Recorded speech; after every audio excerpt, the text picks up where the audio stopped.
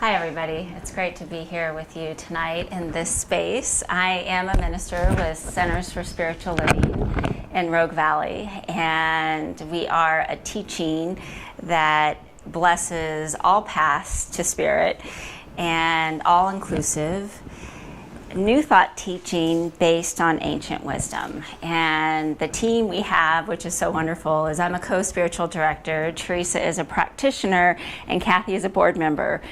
And when we put this together, we thought about the spiritual practices that really spoke to us. And that's what we wanted to share with you tonight. And that we felt raised our energy and opened our energy. And so for me, meditation stands out so incredibly much for me in my life. I remember when I first started on my spiritual path and I was working on meditation, and I'd started like 5 minutes, and then I could get to 10 minutes and then 15 minutes, and you know, at first even 5 minutes felt like a long time, up to about 30 minutes of silence. And as I was doing the work on myself and my spiritual practices, my meditation, reading, connecting to the oneness, to the whole, and really listening inside, I remember doing, at that time I was a practitioner and I was doing like a short talk, and when I was sharing about it, what I realized during the talk is that I was starting to hear my inner voice more than my outer voice. And it was so subtle. It was so subtle. I didn't even notice it until I actually reflected back on it. I mean, that's a lot of spiritual practices. They're very, very subtle. And what meditation has brought to me is probably one of the biggest gifts that I have been given in my spiritual practice, because it's brought me back to myself, to get quiet enough within myself to connect to my higher self, the oneness that is everything. And I believe in all paths to meditation too. And so there's different types of meditation. I'll get into that a little bit tonight. So here we go. So different types, and there's more than this, is mindfulness, contemplative, transcendental, walking, body scan, and guided meditation. One of my favorites is walking in nature. And of course, being in the Rogue Valley, we are in beautiful nature here. And I connect, probably a lot of you can relate to this, to nature in such a deep, profound way. It helps me move out of my head space and back into my heart space and see the natural art in this world. Contemplative meditation is another one that I really appreciate. And that type of meditation is when you can take a verse, a quote, a mantra, and repeat it in your meditation and really meditate on that, something that really sparks that inner spark inside. What I'll do a lot of times now in my meditation practice is I will do a guided meditation and then move into a silent meditation. And then it gives me something to contemplate. And I do it first thing in the morning.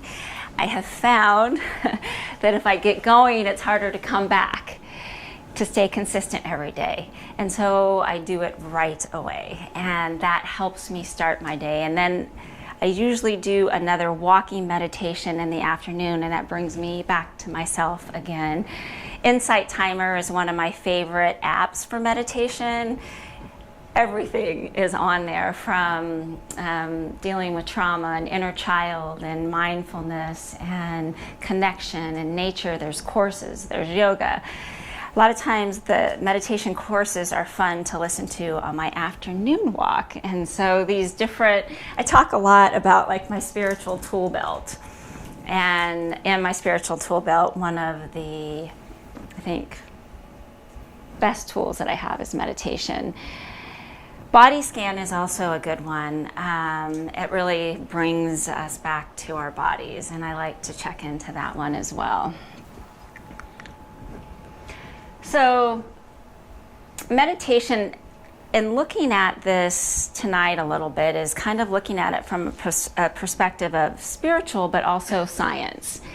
And meditation creates a heightened state of awareness and focused attention. It also is a conscious changing technique that has showed a wide variety of benefits. Meditation has been practiced in cultures for over thousands of years. This is ancient practice. Nearly every religion, including Buddhism, Hinduism, Christianity, Judaism, and Islam, are traditions using meditation practices. And so there's so many different forms, so many different ways, so many dancing, walking, chanting, singing, art, all are forms of meditation. While meditation is often used for religious purposes, it also is very independently used now in the sense of bringing us back to ourselves. One of the biggest factors right now for health issues is stress. And so therapists are using meditation quite a bit now too to help bring us back to ourselves. Breathing, that's another incredible form of meditation to release stress and to bring us present again, to bring us back to ourselves and to allow us to slow down. So the raising the energy and raising the vibration, and so this kind of gets into the science part of it and the quantum physics part of it. As we raise our vibration and we're able to let go of the lower energies, we're able to vibrate with what we're wanting to bring into our lives. And meditation is an incredible practice for that. So it calms our nervous systems, it improves our mood, it brings about greater feelings of peace, high vibe qualities, and a state of being. So it helps us raise our vibration, and even to the point of starting my day. If I don't meditate when I start my day, if I don't start on that right side, it's just not quite as bright. It's just not quite as calm. So the benefits of meditation is enhanced empathy, improved cognitive skills, emotional health, well-being, natural stress stabilizer, and increases in attention by inducing a state of flow. And I think with this world, it can be so busy and we can be all juggling a lot of tasks and a lot of things to do, and to be able to stay present in each thing that we're doing can bring so much more light and joy into our lives, and it allows us to really be where we're at. Really be, instead of be back here where we're thinking about all the thoughts that we shoulda, woulda, couldas, or ahead, all the I need to, I have to, this needs to get done, task list. It helps us stay in the moment. So a lot of you have probably heard about Dr. Joe Dispenza. He has become quite popular. He was on The Secret, which was that kind of, during those times when The Secret came out, it was just a revelation for a lot of people, and it brought in metaphysics, it brought in the power of law and attraction, and I've always appreciated him. And he really brings in the science of meditation, and he talks about the effects of meditation on our brain and in our bodies, the positive effects, and how we can regrow neurons, and our brain can feel younger when we meditate. Right? Like, that's, whew. And he is such an incredible example of this. And so it brings in the quantum physics and the neurocardiologically, and it brings in all these different facets of the science in our bodies. We literally can heal ourselves if we can bring ourselves to that state, And so that's the last part on this slide is the healing part. And he went through an accident. He was hit by an SUV when he was doing a triathlon, and he was running, and he had like 6 fractures broken vertebrae in his back, and they told him if he didn't get surgery that he wouldn't walk again. And he refused surgery and thought, I have all of these practices, now is the time to use them, and went deep within his body, deep within his meditation, deep within his practices and his belief system, and he was able to heal himself without surgery. And he was walking again 10 weeks later, which is incredibly, incredibly powerful. And in no way disclosure is like, there's places for doctors and there's places for medicine and there's places where we can heal ourselves, and finding that balance of what that is for each of us. We just finished a class, Revealing Wholeness, and it was incredibly powerful. And it's about, a big piece of it was about a book written by a doctor, and she went through this whole transformation from being all about prescriptions and everything being medical to embracing the energy of us being able to heal ourselves, and how incredibly powerful that is. So this, I want to read this part because I really love what it says. The universe responds to your frequency. It doesn't recognize your personal desires, wants, or needs. It only understands the frequency in which you are vibrating at.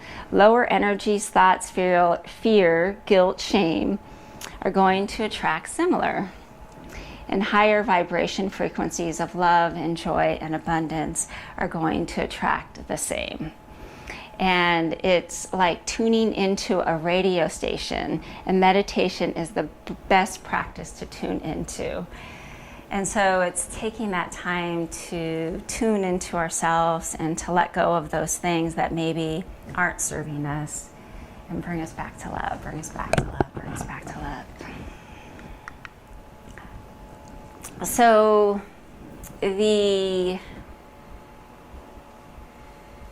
I don't think I'm probably saying anything that you don't already know. I think you probably all understand that meditation, or finding that sweet spot inside yourself where you feel that unconditional love, changes your life. And that was what I wanted to just bring that to our attention again, just to remember. Going through the slides and putting this together help me remember, reconnect to myself and the importance of taking this time to allow myself to be present, to be fully, fully present in my life. And my life has sped up quite a bit recently. And so they say that if you don't have time to meditate, and you normally meditate 15 minutes a day and you're too busy, that's when you need to meditate an hour for that day. There's that saying is so true. That saying is so incredibly true. And I think just serving as a reminder to all of us is why I thought this would be fun to talk about tonight. And the context of the spirituality and being a minister and being here as a Centers for Spiritual Living team is, as a minister, my goal in life is to show up with love. But I've got to find that spot of love inside myself first, so I can share that with the world. And my spiritual practices is how I do that. So I wanted to end with a quick guided meditation. It's only a couple minutes that will just bring us to that place of stillness. So let me turn it on.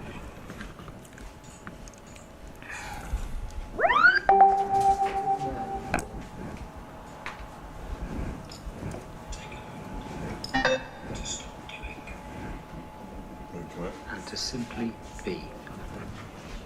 You have to turn it up. Go start from the beginning. Oh. We just want to take a deep breath in. To stop thinking and to simply be. Take a moment to stop worrying and simply be. Take a moment to stop planning and simply be. Be with your breath. Be with your body. be with this moment. Take a deep breath in, hold it, and release your breath, releasing with it the tension you feel in your body. Take a deep breath in, hold, and release the tension accumulating in your body. Take a moment in silence and awareness to simply be.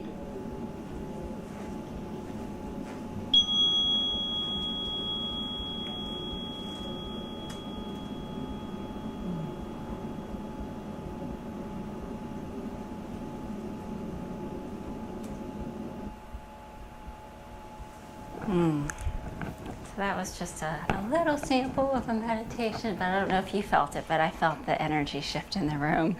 It was just like a calmness, like a calm wave that kind of waved over. So thank you for your time. I'm going to hand it over to amazing Teresa Jenkins.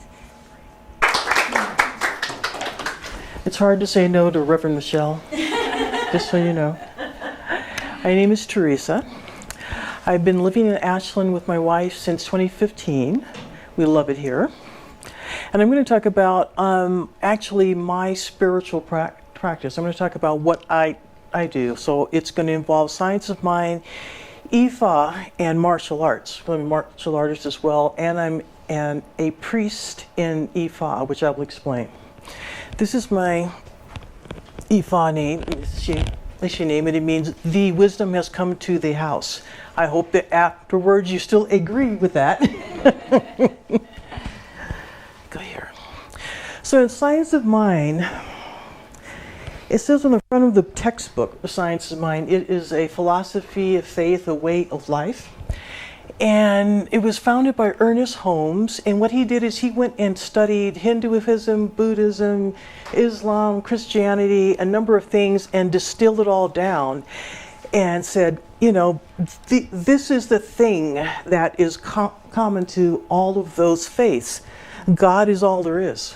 There's just God. There's not anything else. God is all there is. And he discovered that what you think you create, that's not new. You've heard some of the new, I guess they want to call it new age. I don't particularly care for that term, but folks will say, you know, you can manifest anything, you can do that. Well, you can, but it's not quite as easy as just deciding that you want a brand new car. You can create the life that you want. It's about your intention, it's about your action. Like we say in Science of Mind, you have to think about it, create it, and move your feet. I could have decided to move to Ashland years back, but if it hadn't been for me moving my feet, packing my things, getting things in motion, meeting the right person, I wouldn't be standing here now. If it hadn't been for meeting Reverend Michelle, I sure as heck wouldn't be standing here. So, Science of Mind, because I'm a practitioner, meaning that I am licensed. I've studied to know the truth for you. And the truth is, God is all there is. Therefore, you are God in the flesh. That's hard to believe. Sometimes it's hard to hear, but it is true. Everybody is a divine expression of the unique one. And so my job is to know the truth for you. Folks will come to me wanting prayer. And what I will do is sit with them, talk to them, find out what's happening. It's kind of like spiritual counseling, and then I'll end up doing what's called a treatment, which means I will know the truth for you. Whatever your situation is, there is a divine pattern, there's a divine plan for you. It's not pie in the sky, it is true. So that's what I do as a practitioner. So with Science of Mind is part of my spiritual practice. I pray for folks. I know the truth for them. I know the truth for myself. Being a practitioner means I have to walk in the world in a particular way. I have decided to walk in the world in a particular way, and hopefully it's of use to folks. The next one, IFA. Ifa is the indigenous spirituality of the Yoruba people of West Africa, specifically Nigeria. And what happened during the Maafa, the slave trade, is the people who were enslaved brought their spirituality with them to the diaspora, meaning South America, the Caribbean, the United States, whatever, and it evolved into Ifa, into Candomblé, Vodun, Santeria, Lukumi, and those have a lot of negative connotations, but it's really the original spirituality, and the original spirituality had it still does, it has a literary corpus, which I didn't even know. I'm like black, I'm half black at least, and I didn't know that my people had a actual literary corpus that they internalized and they memorized, and it has 256 passages, which is kind of, if you're a computer nerd like I am, there's 256 and so on and so forth. Anyway, they memorized all of these things and brought that with them and unpacked it once they were here. And so that's, so I found out about this because I'm a student at the Holmes Institute getting a master's in consciousness studies, and they had a class on African America's diasporic spiritualities. It's a lot to say. And that's how I learned about it, and these are some of the beats from my initiation. But it just made so much sense to me. It just went, oh my God, and there's no conflict between science of mind or anything else, because we accept all people. It's not just for Africans only. The thing with Ifa is you're supposed to develop Iwa Pwele. Iwa Pwele means good character. So that's not hard.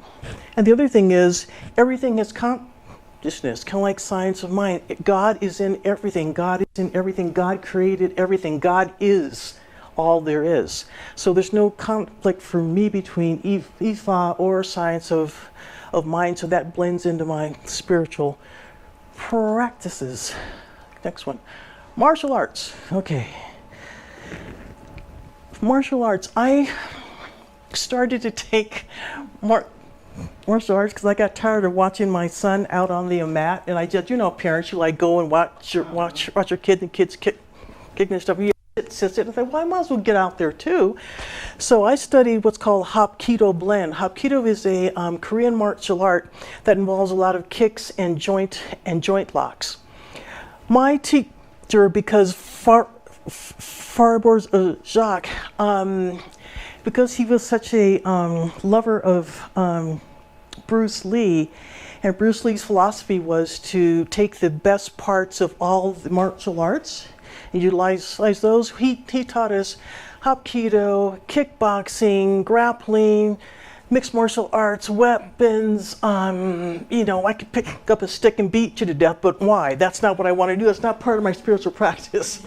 Martial arts is not about kicking and punching, only. It's about the way that you walk in the world. And he was very clear about, just because you're a black belt doesn't mean that you're, God now. It means that you have to serve. Being a black belt means to serve. Being a black belt means to live in humility. It means to help. It means to be disciplined. And so that's what I really liked about this particular school. So I haven't been as disciplined in the body since COVID. I don't know if anybody else had that, kind of sitting on the couch, eating a lot. And I kind of had that a little bit, but I'm getting back to it like the rest of us. And how this works for me is there's a woman here who teaches Tai Chi. It's Kathy, right? Janice, I'm sorry. Martial arts can be a very spiritual practice, sometimes when I'm doing forms, I have to think about it. It's a very meditative kind of a thing that you do. I can punch fast if I want to, but I don't have to. And even when I'm doing it fast, I can still, it's very meditative. So there's meditation in here. And the idea is for me to be a decent person. The three things with this, as I'm going to talk about here, is the science of mind, IFA, and martial arts. The common ground is science of mind, God is all there is, what I think I create. I'm sorry, you probably can't see that, huh? Thank you. In Ifa, everything has consciousness. Once again, God is all there is. And I need to develop good character, meaning I have to practice. I have to think about, before I open my mouth, what am I going to say? What is my intention? And to be of service with martial arts, if I walk away from somebody and they feel worse than when I walked up to them, then I haven't been of use. I haven't been of service. So it's important to me to incorporate all of these, and they all fit. You know, it's just how you walk in the world. Don't be a jerk. It's not that hard. You have to really think, just don't be a jerk. So, this is what I do in the morning. A daily morning practice. I do a gratitude before I get out of bed. It also gives me an extra 10 to 15 minutes where I don't have to get up. Wife. you think I'm sleeping? I'm actually saying my morning gratitudes. In Ifa, we always greet the earth and all living beings, and so when we're out on the walk, there are birds, there's geese, there's deer. You know, you live in Ashland. There's always some animal out there, but I actually have some birds that fly around and kind of wait for me, and I say hi to them. My wife thinks I'm weird, but I don't care. And after I do these, and we come back from the dog walk, I work out. Every other day, I either do martial arts or some weightlifting, some cardio. Some days when I'm tired, I had COVID, long haulers, so I can't train yet how I used to train. So sometimes all I can do is stretch. And I found that switching things up has helped in my spiritual practice as well, because sometimes you just need to shake things up. I've started to add dancing and martial arts and kickboxing all in the same thing, so it's kind of fun. In Ifa, there are prayers that I do, and they're basically respecting the owner of heaven, it's called, the four directions, my ancestors, which is a big part of Ifa, and OHRA. OHRA are forces of nature. You'll see things that'll have human depictions of them, but they're actually forces of nature. They're kind of like, the best way I can explain it is like archetypes. One of mine is Obatala, which is the energy that created humans here on the planet. But he got tired when he was doing that, and he sat down to drink and got drunk, and so that's how oddities and deformities supposedly got introduced into humanity. So one of the things I don't get to do anymore is drink, which is fine. I don't care, because he screwed up. So and after I do these things, I sit down for silent meditation. I have a person that has a lot going on in my head, so I like it to be just quiet. Sometimes my dogs will come up and help me out with that, every so often. But usually for 10 to 20 minutes, I'll sit quietly, and it helps me stay calm. And then I go downstairs, and I'm a whole different person. So what I wanted to talk about, though, is the intention is the key to any form of spiritual practice. You need to do what works for you. Martial arts and Ifa and science of mind works for me. I'm a big woman. I'm physical. I have to move around. I have to do things. It works for you. Have to do what for for you. A lot of people say, well, you should do this, you should do that. No, do what works for you. There is no right or wrong way to do it. Experiment. Don't be afraid to try something new. Like in the last week, I said I added dancing in, so I've got my little earbuds in and I'm dancing around and I'm doing stuff in the living room and I jump down, I do stuff, and my wife just looks at me like, okay, there she goes again, doing something else. And what I found too, if it doesn't work, don't do it, because you should feel good afterwards. You should feel calm. You should feel at peace, you know? You need to go out and tackle the world or not. But these are our dogs. I put them in there because, see, sometimes you get up in the morning and it's snowing or it's raining, or for me it's hot. I don't like heat, and you're like, oh hell, you know, that's how you feel. And you look and go, oh man, this is going to be a slog today. I just don't feel like doing anything. I don't want to do any of this. But you've got to go out and do stuff. So you try to make the best of it. You interact with folks. You know, you may not be quite in the mood to interact with folks, but you keep trying. Come on, let's go with this. And then the idea is, after you do meditation and your gratitude, and for me, my martial arts practice, all those things bring me to a place where I'm actually ready to look somebody else in the eye and see them. Because if God is all there is, there's God right there, you know, and there's God here too. So hopefully, they usually don't look like this, but it was a great shot. And the last one is, this is what you should feel like afterwards. Hopefully, after you've meditated, you've done whatever works for you, you're in a state like Reverend Michelle had us in, where you're relaxed, your spirit is calm, you're centered, and you're ready to go out into the world. So that is my spiritual practice. Thank you.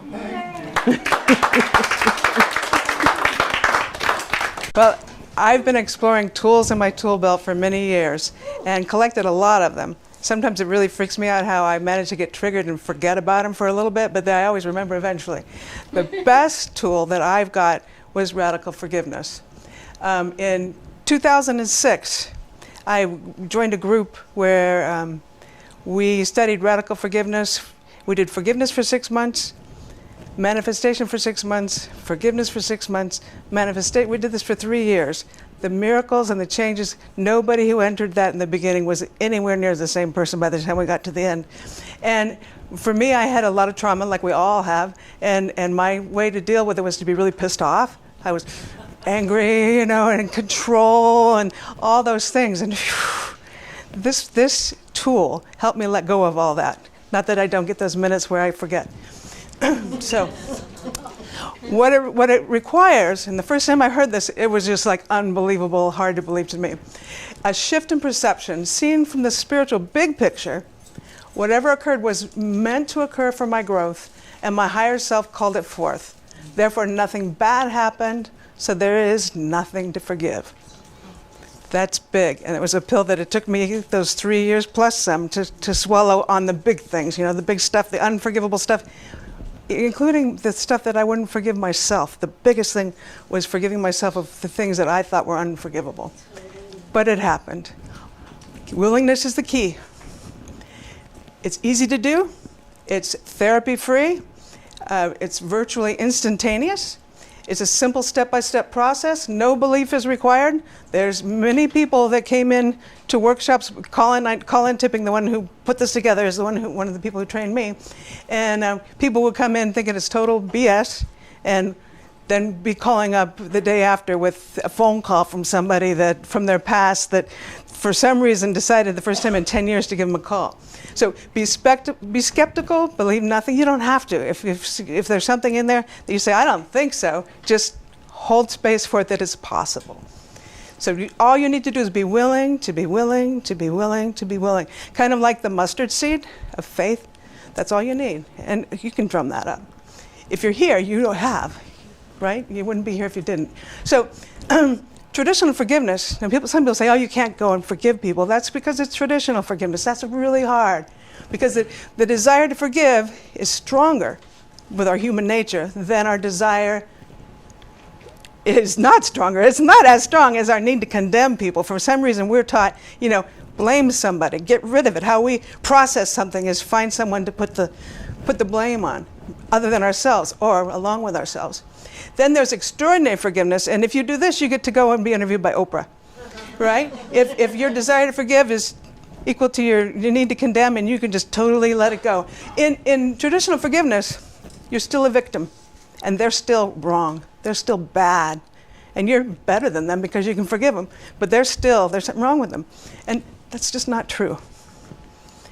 What radical forgiveness is seeing the truth fully, by seeing both from the world of humanity, where you have responsibility, accountability, and traditional forgiveness lives. It's a small picture, it's the human.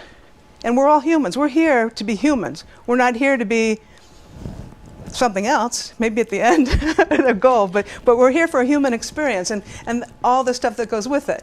What we do in radical forgiveness is combine our humanity with our spirit from the world of spirit, spiritual law, where we surrender and we have integrity, and we can forgive somebody and know that nothing bad happened, that there was a gift in there for us, a lesson. There's something we can do with it. So that's what radical forgiveness is.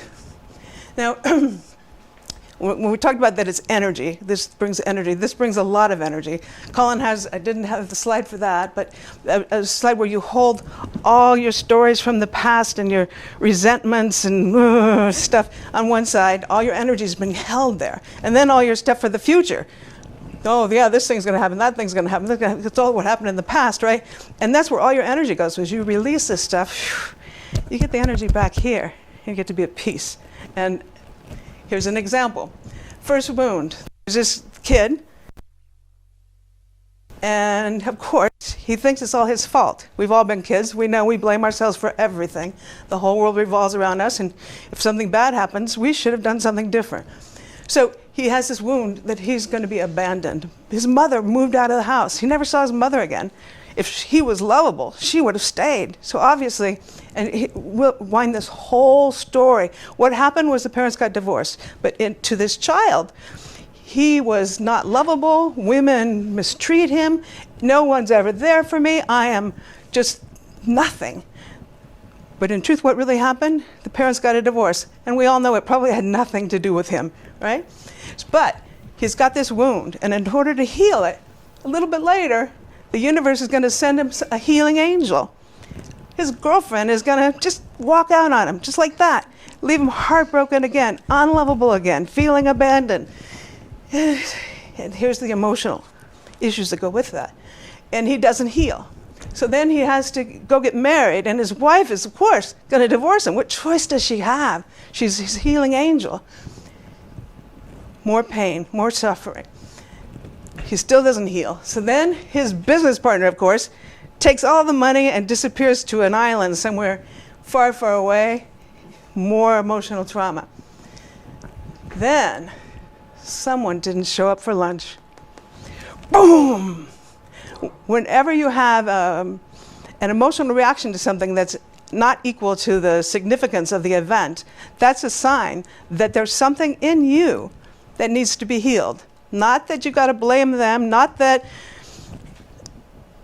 all those other strategies you've used in all these other situations is going to help you. If you come, now you're in the now moment, and you can do some healing work, and therefore, your second wife won't have to do the same thing the first one did, leave you, abandon you. So that's the philosophy of radical forgiveness, and I have to tell you that in all of us that did the radical forgiveness, our traumas slowed down, stopped, became... I had trauma after trauma after trauma after trauma all my life, right? Now the traumas, it's not that things don't go wrong, but nothing slams me like those did because I didn't need the healing angels to do it to me again. When all of a sudden I go to lunch, somebody's late for lunch and I freak out, I know, I have a tool, radical forgiveness. Go do a worksheet. So that's a tool in my tool belt that gets me all kinds of energy. there's 5 stages. And he has a lot of different processes for us because there's all kinds of different situations and we're all different. But they all have these 5 stages, each of the processes. The first step is telling the story. And if you're going to heal it, you've got these stories in your body. You all know that. Anything traumatic that happened to you, you're carrying it around wherever you go. It's in your cells, it's in your bones. It's you. To get it out, you got to tell it and have it be witnessed. If the bigger the story, the better the witnesses. But it can be just witnessed by you and yourself in your worksheet. But we'll get to that later. Well, not today, but if you know me longer. The second step is to feel your feelings. If you can't feel it, you can't heal it.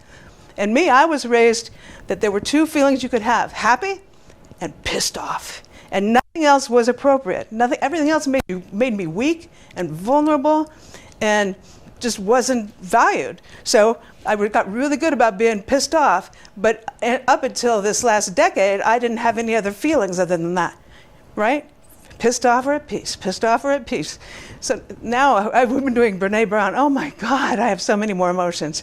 And and it's even fun to look at him and go, oh gosh, isn't that cute how I do that? But so you gotta feel your feelings.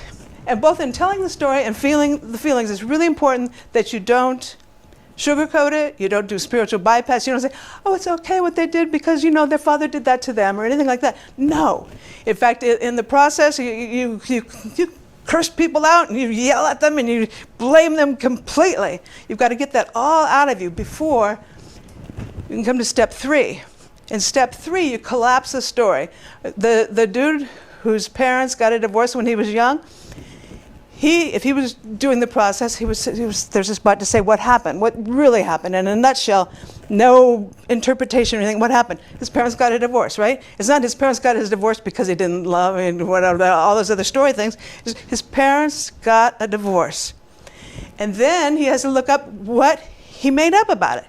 And made up doesn't mean like you're a liar. Made up means the stories, we're storytellers as humans. We have to process something. We say, oh, well, why did this happen? Oh, it's because I'm not lovable. Oh, why? It's because, so you write all those things down that are not true in the spiritual level. They're certainly true in your experience and in your feeling nature.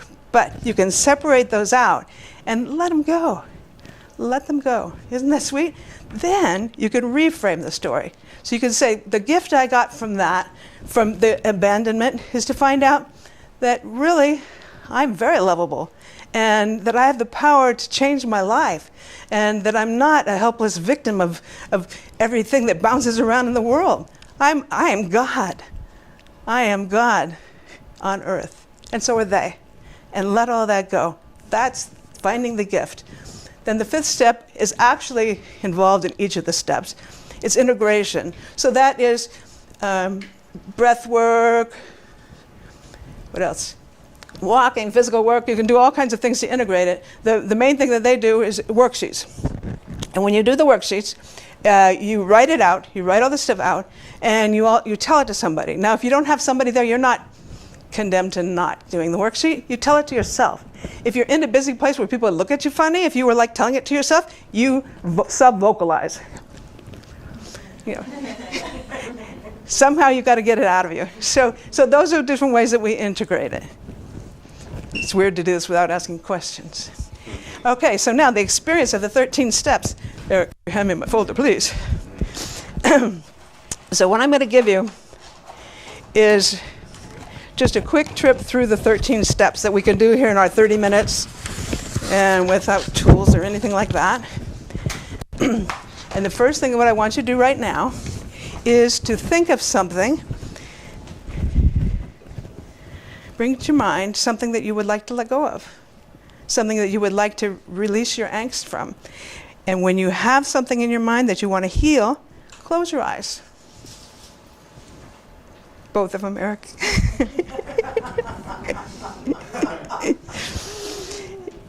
As you close your eyes, you might become aware of the place in your body where the emotions seem to be most located. If you can, put your hand on that place in your body. Great, great. Now take a moment and let the feelings come up to be expressed if they need to be. Don't judge or resist them. What feelings do you have about this story?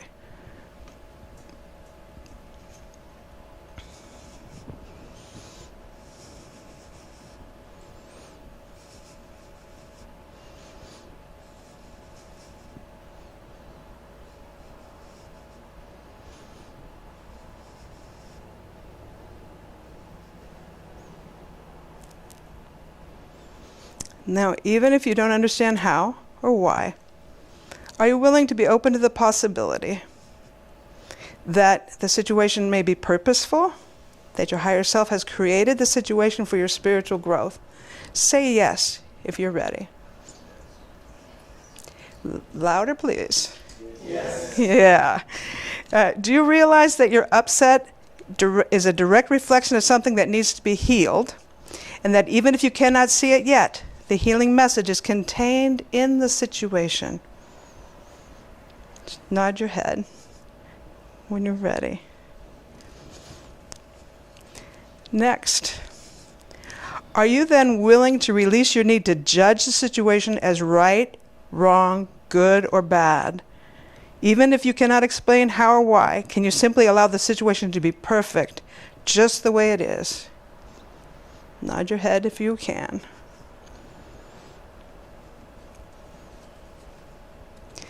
Next, can you be open to the idea that you only get upset when someone resonates in you, something about you that you have denied, repressed, and projected onto them, and that what is upsetting you about the other person represents a part of you that's crying out to be loved and accepted?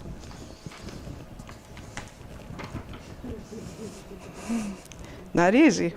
Sometimes it looks a little different, but it's true. Even if you have no idea what that part of you is that you have disowned, are you willing to unconditionally love and accept that part of you right now in this moment? Perhaps you can feel your heart opening now that that part of you that you have rejected, opening to it. If so, welcome it back, embrace it, and love it unconditionally right now.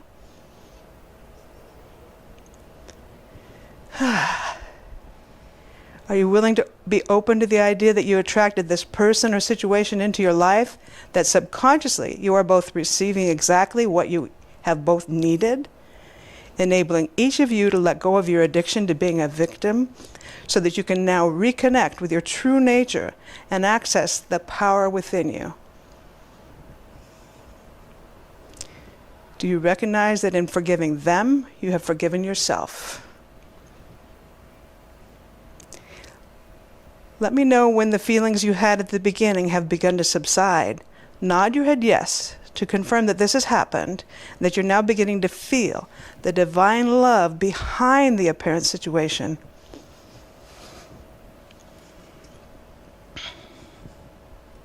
Excellent. Forgiveness being always a change in perception and a shift in energy, you may now begin to feel this occurring within you. Notice any sensations in your body that confirm this happening. It is through taking your attention away from the story that you have previously given your power to, and focusing instead on the truth that release occurs.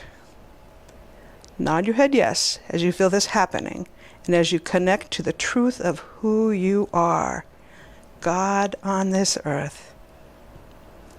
And when you're ready, just open your eyes.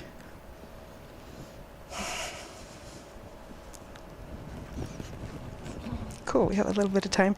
It's not questions because that would be illegal. But if anybody wants to share any of their process when they were doing this, raise your hand.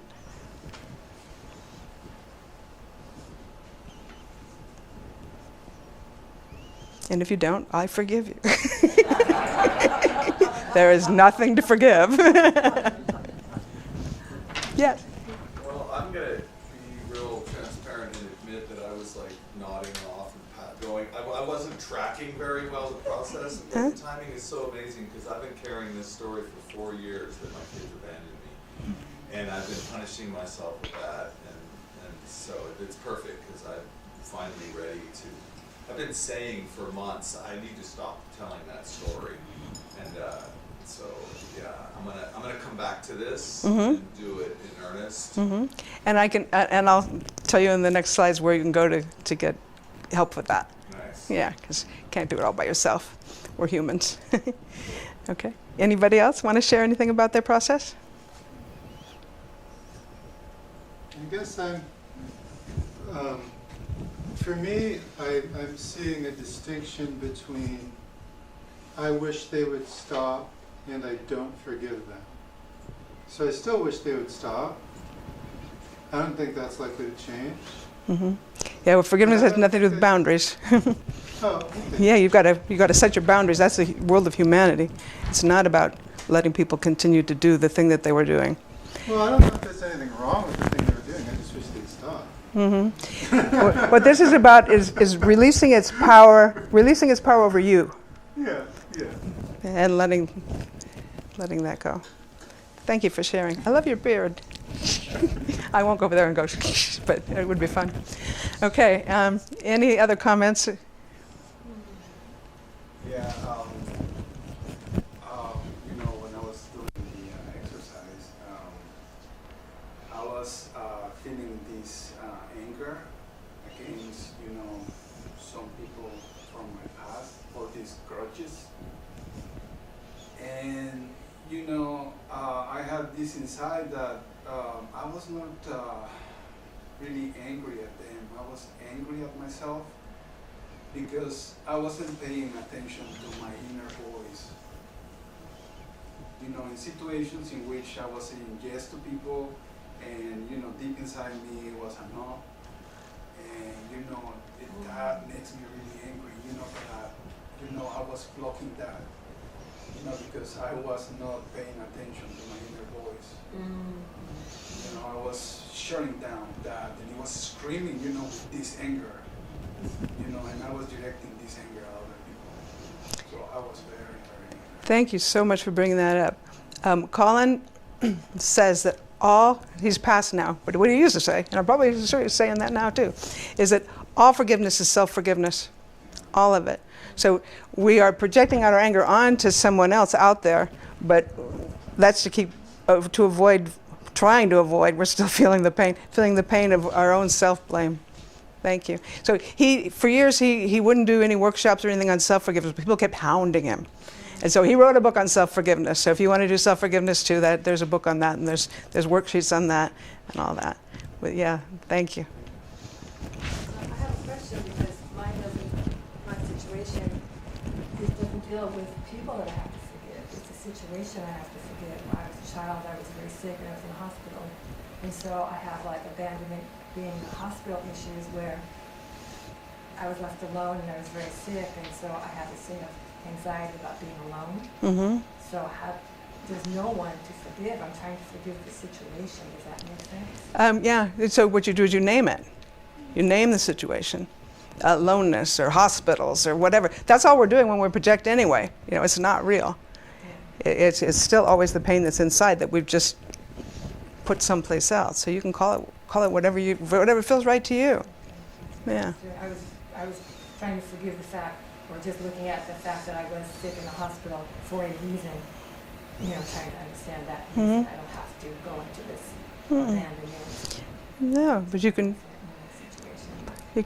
do it on sickness. What it feels like to you. That nobody else knows the answer but you. And once you name it, you're going to go through a lot of changes as you do the process. So, and that was a quick process. When you do the worksheet, there's a lot more time to deal with your feelings. This is just a quick exposure, but you would never try to deal with a real issue as quickly as that. That was just for you to get a taste. Yeah, thank you. That's a good point. Anything else? Okay, so we've experienced those. Let's see what it says next. Okay, now, the worksheets, which I'll show you in a minute, are meant to be done after. You don't go do a worksheet when you're still seething with anger at whoever did whatever and all that stuff. You're not in an open place for that. So you wait at least 2 or 3 days, but usually we're doing worksheets on stuff that happened 30 years ago. It's not, except for maybe somebody missed the lunch. But this is the emergency 4-step process, and I've used this with great success. The emergency process you can do right when something happens. So I was literally driving my car to a radical forgiveness class when the traffic and the freeway totally stopped to no stop and go, just totally stopped. And I'm like, look what I created, a traffic jam. And I'm like, well, I like to be places early, so this will not be a problem for me. I'll turn up the radio and chill, and then I'll be fine. Then 10, 15 minutes go by, and still no movement, and people on the freeway are panicking, and they're doing crazy stuff. There was the frontage road had a cyclone fence on it, literally driving their cars over the cyclone fence to get off. And it turned out that the reason it was stopped was because there was a gunman up on another exit that was shooting, whatever. So people were getting freaked out, and I decided, okay, well, I better move on. I noticed my feelings and love myself for having them. I'm scared, and I have good reason to be scared, and okay. Step 3, I'm willing to see the perfection in the situation. And I'm like, literally what I said to myself is, what could be perfect about being stuck in a traffic jam like this where people are going crazy and wild, and I'm going to be late for class, and maybe some wild person will come crashing into my car. I mean, what could be perfect about that? And I'm listening to the radio, right? And on the radio, they say, okay, we've got tickets to see one of my daughter's favorite singers and there's going to give away. And we'll take caller number 6, and they'll get these tickets. And I go, And I look down on the seat next to me, and since I'm not driving, I'm in the traffic jam, I can go and pick up my cell phone. I had the radio station on speed dial. Click, I push the button, put it up to my ear, and somebody yells in my ear, "You are a winner!" Chills still go up my body when that happens. Chills.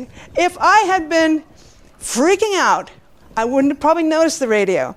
I wouldn't have noticed the cell phone. I wouldn't have had the gumption to push the speed dial, and I got that ticket. So that's just an example of a gift that was hidden in this situation, and it was my daughter's birthday and everything. It was like perfect. So the last step is I choose peace. And most often you're not necessarily in that moment going to see what the gift is, but just trust that there is a gift, and trust that God's on your side. The universe is conspiring in your favor. And so it's all going to be all right. And choose peace. So that is the 4-step process. What my group did and what's recommended in the book is that you make a forgiveness list. And this forgiveness list is not just people. It's institutions. It's anything where you feel like you've been damaged, cheated, done wrong. And you make a list of all of them. It doesn't have to be on this official worksheet. All they have over here is a thing to put %. You can do that on a piece of binder paper, even a white piece of paper. And this happened, and you tell the whole story. I've had people wanting to put the whole story there. No, you put like parents' divorce, or this or that or whatever, a quick summary, and what's the percentage of angst you have around that story. And you make out your list, 2, 3 pages, however many it takes. At first when I did this, I thought, I'm not going to have enough lifetimes to do all these worksheets, right? But it isn't like that. Because you know how we saw in the beginning how the parents got divorced, the girlfriend left him, When you do one, it cleans out like 50 other things. I did like 6 worksheets, the big stuff. I went right to the big stuff because that's the kind of person I am. But you can also go to the small ones, and it releases all kinds of stuff too, like the guy being late for lunch. Could release that whole abandonment issue for that soul that was stuck in it. And so it doesn't matter. You don't have to go to the 100%ers. I thought you raised your hand, but it would be illegal. So you write a forgiveness list, and you do radical forgiveness worksheets. And the worksheets are going through those 5 stages that I told you. But of course, there's a lot of different steps in each stage. And you write out your answers to the things on the worksheet, and you say them out loud after you write them, either to another person or to yourself, or sub-vocalizing. And there's a couple pages of it, and you do that. You can do this in about half an hour when you get to be really good at it. When you've got a big thing, like I do coaching, and if a person is the first time and they're working on something huge, We've been known to take 2 hours, 2.5 hours. You don't stop until you're done. That's my philosophy anyway. So you do a radical forgiveness worksheet. For further information, you guys had to forgive me. I have a bunch of radical forgiveness books, and I was going to bring them and let you buy them for whatever it cost me, but I forgot them. But you can get them online. You can get them online. There's a whole bunch of different sites that have them. So you can get the book Radical Forgiveness by Colin Tipping.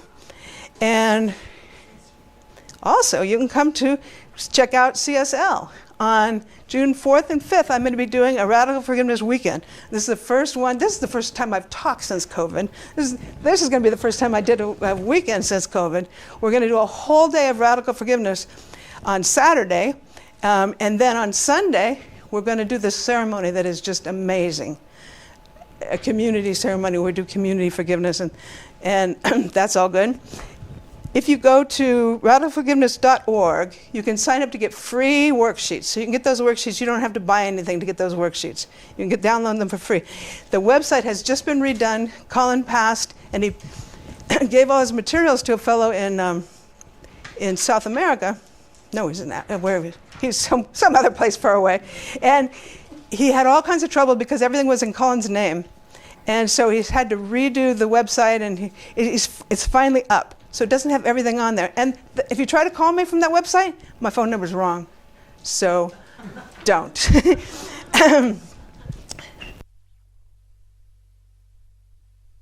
Print out as many worksheets as you want. Home, bunch of forgiveness worksheets. Go to radicalforgiveness.org. It used to be .com, and so I almost always say that. You register for free tools there, and you'll get it. If you need coaching, there's my email. I also have some flyers back there that have the information for the workshop if you want to come to that. If you are wanting to do that. And that's it. Yay! Yay!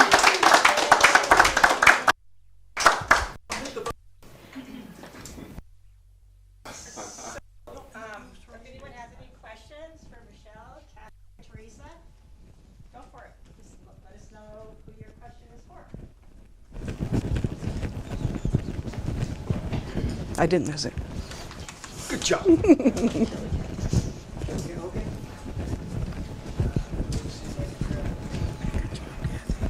this won't be on camera. You're welcome. There's a lot more to learn, but that I could put. But don't want to. So I just Yours was awesome. want to say thank you all for being here tonight. The turnout has been amazing, and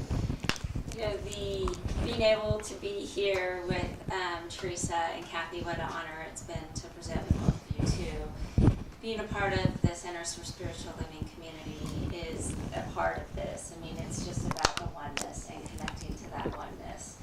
And we're blessed to be at the Unity Church and sharing that space with them right now, and being together in new thought and supporting each other. I say this a lot, we're all walking each other home.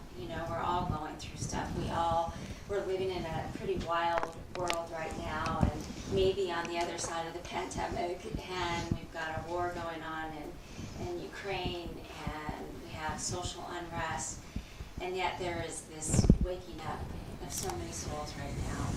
And that waking up is waking up to the magnificence inside of us and connecting in that space. And felt like we were able to do that with you tonight, and so appreciated being in this space and working with you, Nikki and Jordan. It's a beautiful space, and we're grateful. We're grateful. And if you want any more information about CSL, we're cslroguevalley.org, and that's our website. If you want any more information, we do Sunday services. Before the service, we do a meditation, which is very sweet. We have candlelight. We do like 15 minutes. It kind of kicks the service off. We have music, and this past Sunday, me and Rev Kimberly were both co-senior directors there, did the service together on Easter. The music was beautiful. The sanctuary was full. People didn't want to leave afterwards. It was just It was so good to be back in person and connecting again, and I feel that here tonight with each of you as well. So thank you so much.